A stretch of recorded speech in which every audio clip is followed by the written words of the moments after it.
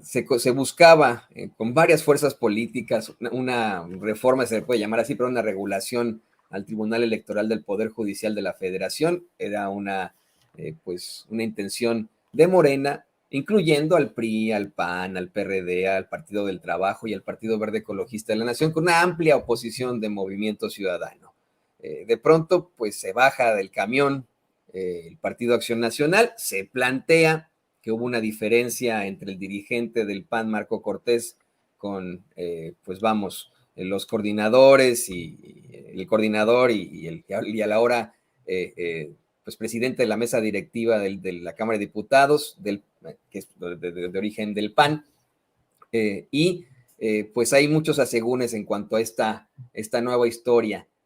Yo sé que tú, pues obviamente estás con Morena y etcétera, pero lo viviste lo viviste ahí. ¿Qué fue lo que pasó, Hamlet? ¿Qué fue lo que pasó, diputado?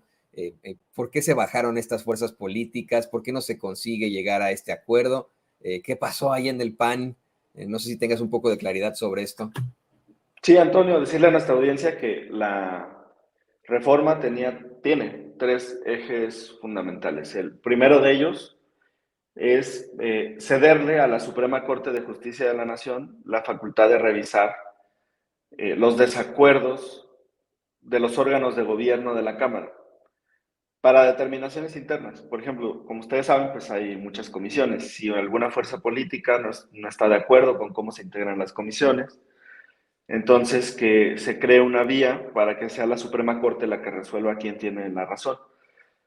Porque en este momento eso pues no es facultad de tribunal alguno, ni de la Sala Superior del Tribunal Electoral, ni de la Suprema Corte, aunque la Sala Superior hace algunos meses determinó indebidamente pues involucrarse en asuntos parlamentarios que no son los que le competen. En un caso que le benefició a Movimiento Ciudadano, porque era sobre la conformación de la comisión permanente y ordenó que se incluyera Movimiento Ciudadano, aunque no tenían el número de legisladores suficientes para integrar la permanente. La permanente funciona en recesos del Congreso. Nosotros, por ejemplo, vamos a terminar el 30 de abril y durante los meses de mayo, junio, julio y agosto, que es el receso de verano, funciona este cuerpo colegiado que tiene 18 senadores y 19 diputados.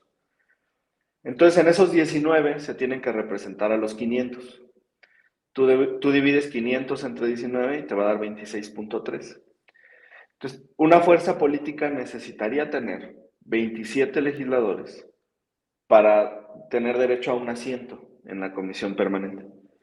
Y Movimiento Ciudadano llegó a la Cámara con 23, entonces le hacían falta 4.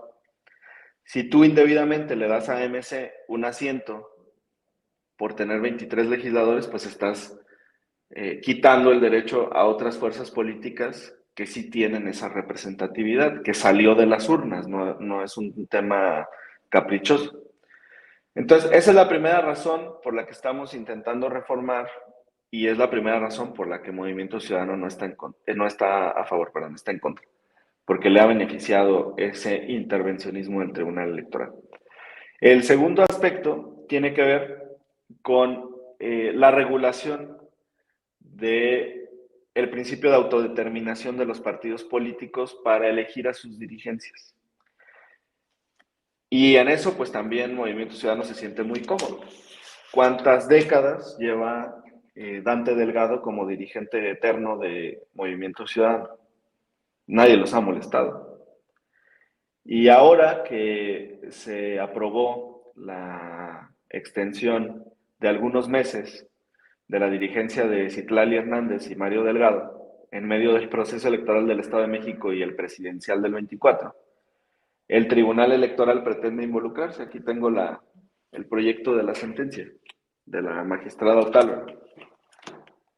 Y pretende involucrarse indebidamente. Este proyecto falta a la verdad, dice mentiras. Dice la magistrada en el documento que en el Congreso Nacional de Morena no hubo deliberación. Para nuestra audiencia, el Congreso Nacional se compone de más de 3,000 integrantes. Fueron electos en los 300 distritos del país, 10 por cada uno de los 300 distritos, con paridad, 5 mujeres y 5 hombres, o sea, de ahí salen 3,000. Y también incluye representatividad de acciones afirmativas, pueblos originarios y migrantes, sobre todo. Y algunos de la diversidad sexual, son los 3 que entraron en este Congreso. De hecho, existieron asambleas en el exterior para elegir a congresistas y consejeros nacionales de Morena en el exterior. Entonces, ese cuerpo colegiado de 3,000 fue citado aquí en la Ciudad de México. Estuvimos ahí, porque también formamos parte del Congreso. No por ser legisladores, sino por la elección que te comento. Y ahí hubo una discusión. 5 personas pasaron y dieron discursos en contra de la extensión de Mario y Citlani, y 5 personas pasaron y dieron un discurso a favor. Y después de eso, frente a notario, se dio una votación. Cerca de 500 congresistas votaron en contra y cerca de 2,000 votamos a favor. En ese momento no estaban los 3,000, estábamos como 2,500. Entonces, la determinación de esa extensión es una facultad del Congreso Nacional. El Congreso Nacional representa a la militancia y está habilitado durante 3 años para tomar decisiones relevantes, como reformas de estatutos, del Comité Ejecutivo Nacional en su integración, que se renovó en las secretarías, de determinaciones que tienen que ver también con el Consejo, cuestiones de políticas de alianzas, de plataforma en los estados. Todo eso lo puede ver el Congreso Nacional, y también los asuntos de la dirigencia, porque el máximo órgano no es el CEN, sino este Congreso. Y la magistrada dice que ese Congreso no puede actuar. Entonces se está involucrando indebidamente en los asuntos internos de Morena. Algunos quieren equiparar aquí con el asunto de la dirigencia de Alejandro Moreno en el PRI. Hay una distinción que es muy importante. En el caso de Morena, el Instituto Electoral, en comisiones y en el Pleno, validó ese Congreso Nacional, y precisamente se hizo ante notario para que no hubiera duda de lo que había ocurrido ahí. Entonces se mandó el acta y demás y lo palomearon. Y es el tribunal el que pretende revertirlo. En el caso del PRI, desde el Instituto Electoral tuvieron una votación adversa. La mayoría de los consejeros determinaron que el consejo político del PRI, donde se determinó la extensión de Alejandro Moreno, había sido ilegal. Ahora los 2 asuntos están en el tribunal, pero parten de supuestos diferentes. Ese es el segundo elemento. El tercer elemento de la reforma tiene que ver con las acciones afirmativas. Como ya lo hemos comentado en este espacio, el presidente de la República siempre ha buscado darle representatividad a nuestros migrantes, a los pueblos originarios e indígenas, a los afromexicanos, a las personas de la diversidad sexual, discapacidad y ahora jóvenes, menores de 30 años. Eso quedó en el Plan B. Y ahí se colocó una cláusula que decía que cada partido político, hay 7 a nivel nacional, tenía que postular 25 candidaturas por estas acciones afirmativas.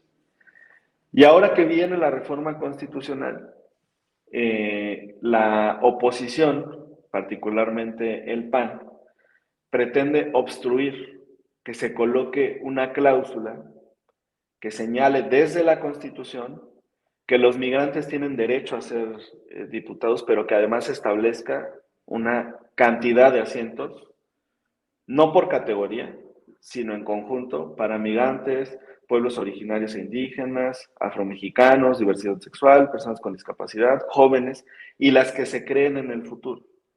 Y esa es una lucha histórica de la izquierda.